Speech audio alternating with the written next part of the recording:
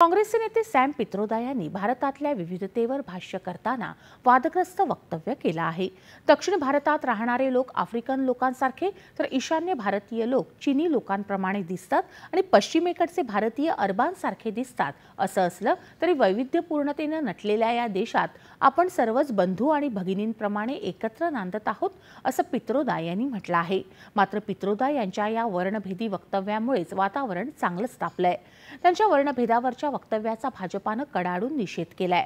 वर्णभेदावरून पित्रोदा यांनी केलेलं वक्तव्य म्हणजे देशाचा अपमान आहे असं म्हणत राहुल गांधी यांनी याबाबत उत्तर द्यावं असं पंतप्रधान नरेंद्र मोदी यांनी ठणकावून सांगितलंय।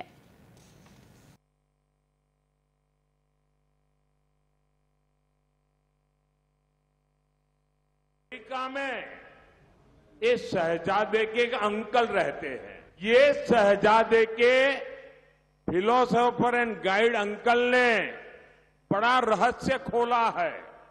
उसने कहा है कि जिनका चमड़ी का रंग काला होता है ये सब अफ्रीका के हैं। मतलब आप सबको, मेरे देश के अनेक लोगों को चमड़ी के रंग के आधार पर उन्होंने इतनी बड़ी गाली दे दी।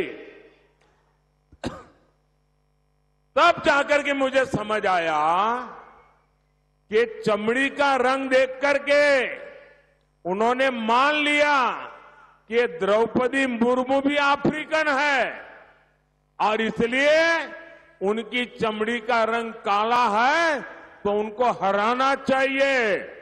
ये सोच आज पहली बार मुझे तो पता चला कि ये दिमाग कहां काम कर रहा है इनका, ये देश को कहां ले जाएंगे। अरे चमड़ी का रंग कोई भी हो, हम तो श्री कृष्ण की पूजा करने वाले लोग हैं, जिसकी चमड़ी का रंग यहां हम सब जैसा रंग था। काँग्रेसने मात्र पित्रोदा यांच्या वक्तव्यावर सावध पवित्रा घेत हे त्यांचं वैयक्तिक मत असल्याचं म्हटलं आहे।